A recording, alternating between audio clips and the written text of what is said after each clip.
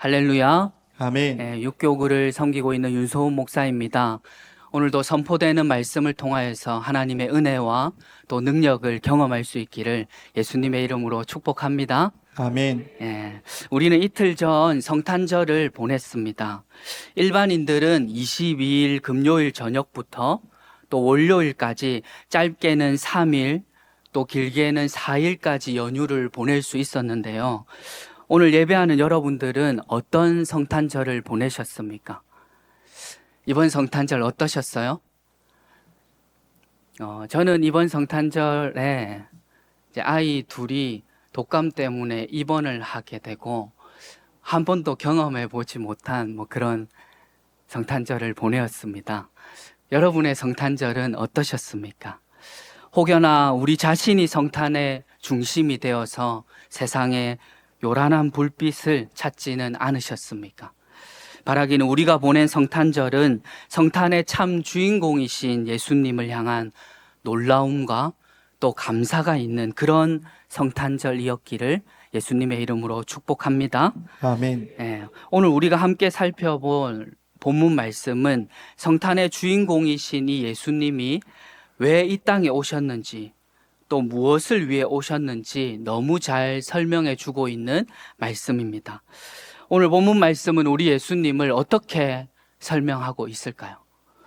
오늘 요한복음 1장 9절 말씀과 또 누가복음 2장 9절에서 11절 말씀을 우리 같이 함께 읽어보겠습니다. 시작.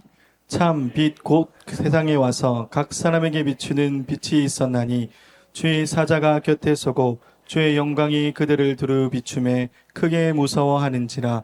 천사가 이르되 무서워하지 말라. 보라, 내가 온 백성에게 미칠 큰 기쁨의 좋은 소식을 너희에게 전하노라. 오늘 다윗의 동네에 너희를 위하여 구주가 나셨으니 곧 그리스도 주시니라. 아멘. 첫째로 우리 예수님은 참 빛으로 또 생명의 빛으로 이 땅에 오셨습니다. 이처럼 빛 대신 예수님의 영광이 사람들에게 비쳤을 때 사람들은 두렵고 또 무서워하였지만 천사들은 무서워하지 말라고 하였습니다. 왜냐하면 이 빛은 참 빛으로 온 백성에게 미칠 큰 기쁨의 좋은 소식이었기 때문입니다. 생명을 가진 모든 존재는 빛을 향하여 살아가고 있습니다. 화분을 창가에 두면 식물이 어떻게 되죠? 그 식물의 고개는 빛을 향하여 이렇게 고개가 돌아가게 됩니다. 동물들도 양지 쪽을 향해 살고 사람도 빛을 떠나서는 살 수 없는 것입니다. 이처럼 살아있는 모든 생명체와 사람은 빛이 필요한데 특별히 사람에게는 햇빛뿐만 아니라 마음의 빛, 또 생명의 빛이 필요한 것입니다. 사람은 살아있는 동안 이 마음의 빛, 생명의 빛을 발견하지 못하면 길을 잃게 되고 또 방황하게 되고 곤고하게 되고 고독하게 되는 것입니다. 제임스 윌리엄스가 쓴 나의 빛을 가리지 말라라는 이 책을 보면 고대 그리스 철학자인 디오게네스에 관한 이야기가 기록되어 있습니다. 그는 인간의 당연한 욕망을 숨기지 않고 살았던 철학자로 유명한데요. 그래서인지 그의 삶은 정말로 강아지와 같았습니다. 욕망을 숨기지 않고 그렇게 살았어요. 또 실제로 개들을 모아놓고 강연을 한 것으로 유명하기도 합니다. 그가 바로 디오게네스인데요.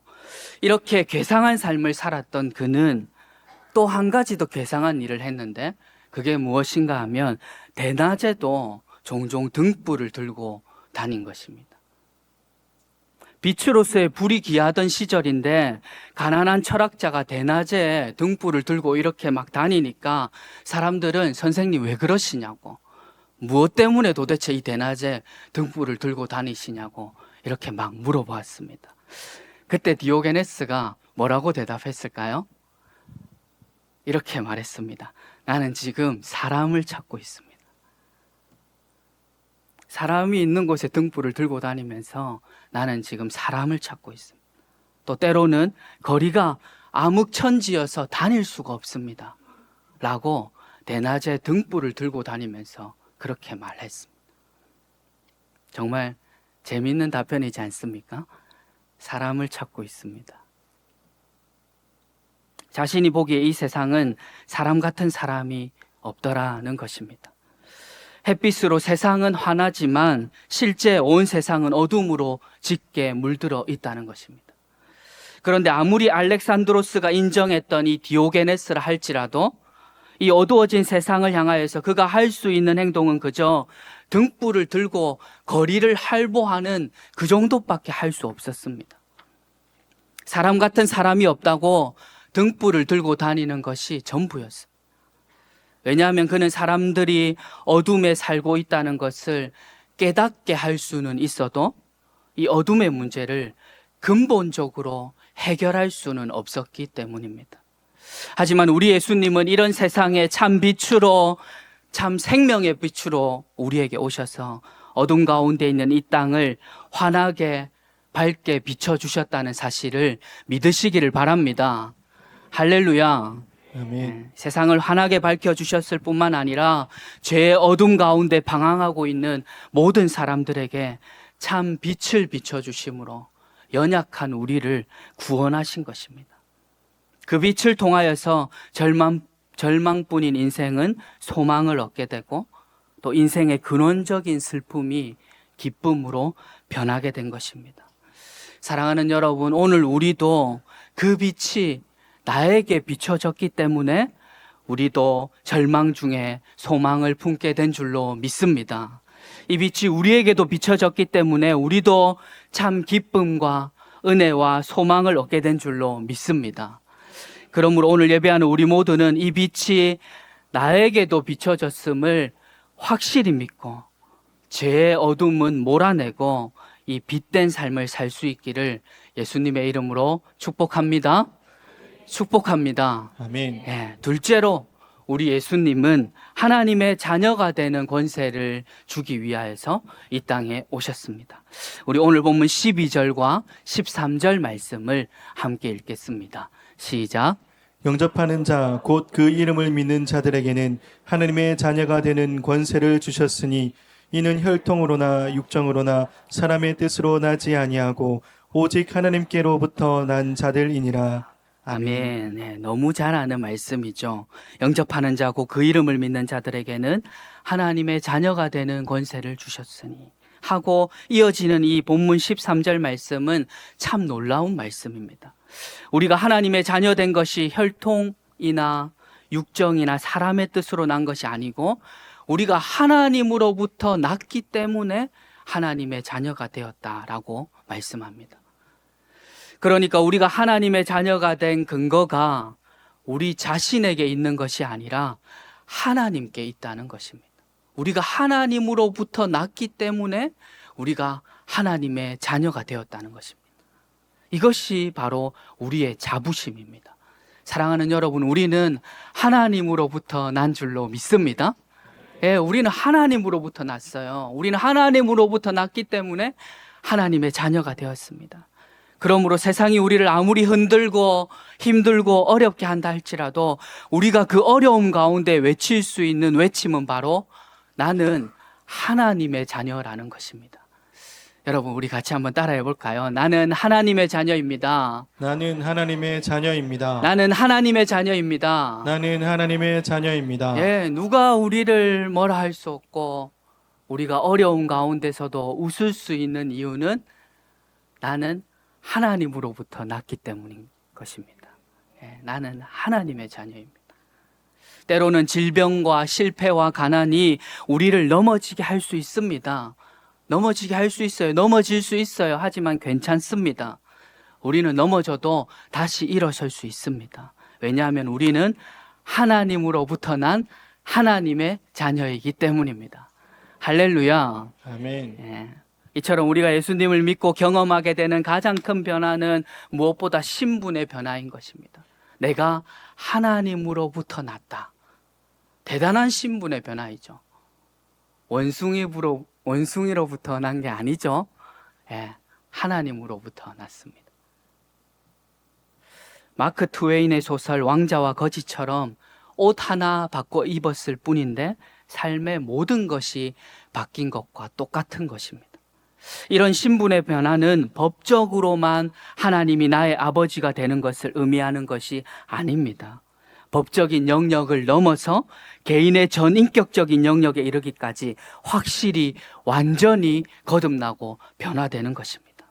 개인의 전인격적인 영역에 하나님 아버지에 대한 사랑과 친밀한 감정이 물붓듯이 부어지는 것입니다.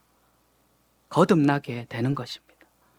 이때 이 친밀함을 더욱 풍성하게 누리게 하는 것이 바로 기도고, 우리는 이 기도를 통하여서 하나님 자녀됨의 권세 또한 누릴 수 있게 되는 것입니다.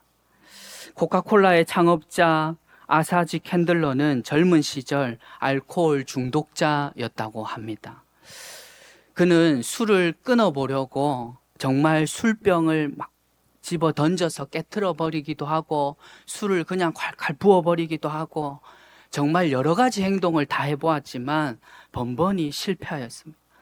그러던 어느 날 그는 그날도 술에 취하여서 비틀거리고 이렇게 헤매이고 있는데 불현듯 갑자기 마음에서 들리는 소리가 있었습니다.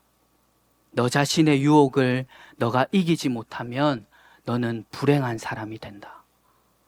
자신의 본능적 욕구를 거절하는 사람이 성공할 수 있다 하는 마음이 불현듯 갑자기 술에 취해 있는데, 휘청거리고 있는데 불현듯 마음에 이 소리가 들리는 것입니다. 너 자신의 유혹을 너가 이기지 못하면 너는 불행한 사람이 된다. 그는 그 소리를 도저히 잊을 수가 없었습니다. 그래서 그 자리를 일어나서 집으로 가서 아내에게 이 사실을 말해 주었습니다. 내가 술을 마시고 있는데 불현듯 갑자기 마음에서 이런 소리가 들렸다는 것입니다. 그런데 그 이야기를 들은 아내가 이 남편에게 이렇게 말했습니다. 여보, 나는 매일 당신이 술을 끊고 건강한 삶을 살게 해달라고 하나님께 기도하고 있었습니다. 조금 전 당신이 들은 그 소리는 분명히 하나님의 음성일 것입니다. 여보, 내가 지금까지 당신을 위해 기도하고 있었습니다. 그 음성은 분명히 하나님의 음성일 것입니다. 여러분, 이런 말은 누가 할 수 있습니까? 기도하는 사람만이 할 수 있는 줄로 믿습니다. 만약 이 아내가 기도하지 않았고 그냥 우연히 아사지 캔들러에게 이런 음성이 들렸다면, 그것이 그냥 그저 마음의 소리였다면 이 아내는 뭐라고 반응했을까요? 그건 그냥 당신에게서 나온 소리라고, 그냥 그 정도로밖에 반응하지 못했을 거지 않습니까? 하지만 이 아내는 기도하고 있었기 때문에, 끊임없이 남편의 바른 삶을 위하여 기도하고 있었기 때문에 그것은 하나님의 음성이었다고, 내가 당신을 위해 기도하고 있었다고 이렇게 말한 것입니다. 이런 극적인 경험을 한 캔들러는 이후로 다시는 술을 입에 대지 않았다는 사실을 믿으시기를 바랍니다. 그리고 그러한 결단 이후에 그의 사업은 불황에 처한 미국 사회에 가장 인기 있는 서민 음료가 되었고, 그 회사가 지금의 코카콜라로 성장하게 된 것입니다. 사랑하는 여러분, 지금도 우리에게는 이런 하나님의 자녀의 권세가 있고, 이 권세를 풍성하게 누릴 수 있는 방편은 오직 기도밖에 없는 줄로 믿습니다. 세상의 수많은 것들이 아무리 우리를 요란하게 하고 어렵게 한다 할지라도 우리를 끌어가고 우리를 세우시고 우리로 하여금 하나님의 자녀의 권세를 누리며 살아가게 하는 것은 오직 기도밖에 없는 줄로 믿습니다. 하나님의 자녀는 하나님이 아버지가 되어주시기 때문에 때마다 시마다 하나님 아버지의 이름을 부를 수 있어야 하는 것입니다. 인생이 힘들고 어려울 때, 그때는 인생의 모든 문제를 가지고 하나님 아버지께 나아와야 하는 것입니다. 그것이 바로 하나님의 자녀된 권세인 것입니다. 그 문제를 하나님께 가져갈 수 있는 것, 기도할 수 있는 것, 그것이 하나님의 자녀된 권세인 줄로 믿습니다. 나와서 기도하면 하나님 아버지는 그 기도를 들으시고 가장 좋은 것으로 응답해 주시는 것입니다. 할렐루야. 아멘. 하나님이 들어주시는 거예요. 하나님이 듣지 않으시는 기도는 없는 것입니다. 다만 응답이 더디고 때로는 응답이 유보되고 또 응답이 거절될지는 몰라도 하나님이 듣지 아니하시는 기도는 없는 것입니다. 그러므로 오늘 우리도 하나님께 드리는 기도를 통하여서 우리의 무능이 하나님의 전능하심을 경험하고 우리의 결핍이 하나님의 충만으로 채워질 수 있기를, 하나님의 자녀의 권세를 풍성히 누릴 수 있기를 예수님의 이름으로 축복합니다. 아멘. 축복합니다. 아멘. 이제 마지막 세 번째로 우리 예수님은 은혜와 진리를 충만하게 하기 위하여서 이 땅에 오셨습니다. 오늘 본문 14절 말씀을 우리 함께 읽겠습니다. 14절입니다. 시작. 말씀이 육신이 되어 우리 가운데 거하심에 우리가 그의 영광을 보니 아버지의 독생자의 영광이요 은혜와 진리가 충만하더라. 아멘. 아멘. 사실 은혜와 진리가 충만하더라 하는 이 말씀은 뭔가 명확하게 이해가 되지는 않지만 그냥 이 말씀 자체가 좋은 말씀으로 그냥 느껴지지 않습니까? 은혜와 진리가 충만하더라. 그냥 말씀 자체가 너무 좋은 말씀이죠. 하지만 이 말씀을 곰곰이 생각하고 또 곱씹어 보면 은혜와 진리는 본질적으로 상극의 개념을 가지고 있기 때문에 서로 공존하기가 어렵다는 사실을 금방 깨달을 수 있습니다. 여러분, 은혜가 무엇입니까? 여러분, 은혜가 무엇이죠? 은혜는 상대방의 자격이나 조건을 고려하지 않고 무조건적으로 호의를 베풀어 주는 것, 그것이 은혜이죠. 반면에 그러면 진리는 어떻습니까? 진리는 그 본질상 옳고 그름을 분명하게 나누는 것을 의미합니다. 그렇죠? 그러니까 만약 예수님에게 이 진리만 충만했다면 어떻게 될까요? 은혜와 진리가 충만하지 않고 이 예수님에게 진리만 충만했다면 어떻게 될까요? 옳고 그름을 분명하게 나누면 어떻게 될까요? 만약 예수님에게 진리만 충만했다면 예수님은 구원자가 아니라 심판자로 이 땅에 오셔서 자신의 사역을 정말 단 한 번에 다 끝내버리셨을 것입니다. 진리만 충만한 예수님은 죄와 악으로 타락한 이 세상을 정말 깨끗하게 정리하셨을 것입니다. 그리고 그 심판 앞에는 어느 누구도 살아남지 못했을 것입니다. 왜냐하면 진리만 충만한 예수님 앞에 구원받을 존재는 단 한 사람도 없을 것이기 때문입니다. 여러분, 옳고 그름을 진리만 충만하신 예수님이 이렇게 판단하신다면 그 앞에 구원받을 수 있는 자가 감히 누가 있겠습니까? 아무도 구원받을 수 없죠. 그렇다면 만약 반대로 예수님에게 은혜만 충만했다면 어떻게 되었을까요? 예수님이 은혜만 충만했다면 진리와는 정반대로 예수님의 복음은 정말 값싼 복음이 되었을 것입니다. 왜냐하면 진리 없이 은혜만 충만하니까 인생들은 아무 생각 없이 그냥 죄와 벌에 대해서 아무 의식이 없이 그냥 마음대로 살아도 됐을 것이기 때문입니다. 정말 그랬다면 예수님이 은혜와 진리가 충만하신 것이 아니라 정말 은혜만 충만했다면 인생들이 죄에 대한 걱정을 했겠습니까? 벌에 대한 걱정을 했을까요? 그랬다면 이미 이 세상은 정말 무질서가 질서화되는 정말 끔찍한 세상이 되어버렸을지도 모르겠습니다. 그런데 정말 신묘막측하게도 우리 예수님 안에는 이렇게 서로 상극이 되어 보이는 은혜와 진리가 서로 그 안에 충만하다는 것입니다. 참 정말 신비하죠? 이 예수님 안에는 이 은혜와 진리, 서로 상반되는 이 개념이 이 예수님 안에서 충만하다는 것입니다. 그러니까 우리 예수님은 하나님 앞에서 옳고 그름을 분명히 하셨고 또 옳은 것을 위해서만 사셨지만 그 옳은 것 위에 하나님의 은혜를 입히셨다는 것입니다.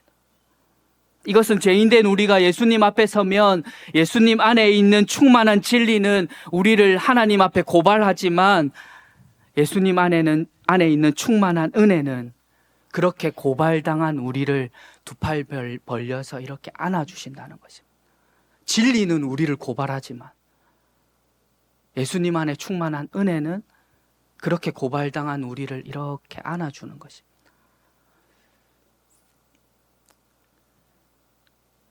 좋으시죠? 네. 그래서 십자가는 은혜와 진리가 만나는 자리가 되고 우리는 그 십자가의 능력 아래 구원을 받게 되는 것입니다. 할렐루야. 아멘. 예. 그래서 이틀 전 맞이한 이 성탄절은 온 인류에게 또 특별히 우리에게 그렇게도 중요한 날이 되는 것입니다. 은혜와 진리가 충만하신 예수님이 오신 그날이 성탄절이었기 때문입니다. 사랑하는 여러분, 은혜와 진리가 충만하더라 하는 이 말씀을 충분히 묵상해 보니까 어떻습니까? 예수님을 향한 경배의 마음, 또 예수님을 향한 감사의 마음이 더욱더 깊어지지 않습니까? 네, 너무 감사하죠. 은혜와 진리가 충만하셨다는 것이 너무 감사하죠. 그러니까 이 말씀 한 절 한 절이 그냥 기록된 말씀이 없는 것입니다. 그래서 요한복음 17장 3절은 이렇게 증언합니다. 우리 17장 3절 말씀을 다 함께 읽겠습니다. 시작. 영생은 곧 유일하신 참 하나님과 그가 보내신 자 예수 그리스도를 아는 것이니이다. 아멘. 아멘. 예, 영생은 곧 유일하신 참 하나님과 그가 보내신 자 예수 그리스도를 아는 것이니이다. 은혜와 진리가 충만하신 예수님과 또 그 예수님을 이 땅에 보내신 하나님을 바로 아는 것, 이것이 바로 우리가 그토록 갈망하는 영생의 시작이라는 것입니다. 영생의 시작은 은혜와 진리가 충만하신 예수님을 바로 아는 것입니다. 또 그 예수님을 이 땅에 보내신 하나님을 아는 것입니다. 그것이 바로 영생의 시작인 것입니다. 독일의 후기 칸트 철학자인 쇼펜하우어는 이렇게 말했습니다. 인생은 입구에서 보면 한없이 멀고 아득하지만 출구에서 돌아보면 너무 짧다. 인생은 입구에서 보면 한없이 멀고 아득하지만 출구에서 돌아보면 너무 짧다. 그가 이렇게 말했어요. 사랑하는 여러분, 벌써 우리는 2023년 12월 마지막 수요 예배를 하나님께 드리고 있습니다. 쇼펜하우어의 말처럼 돌아보면 너무 짧은 우리 인생의 출구가 조금씩 가까워지고 있다는 사실을 인정하신다면 오늘 여러분은 또 저는 어떠한 삶에 더 매진하여야 하겠습니까?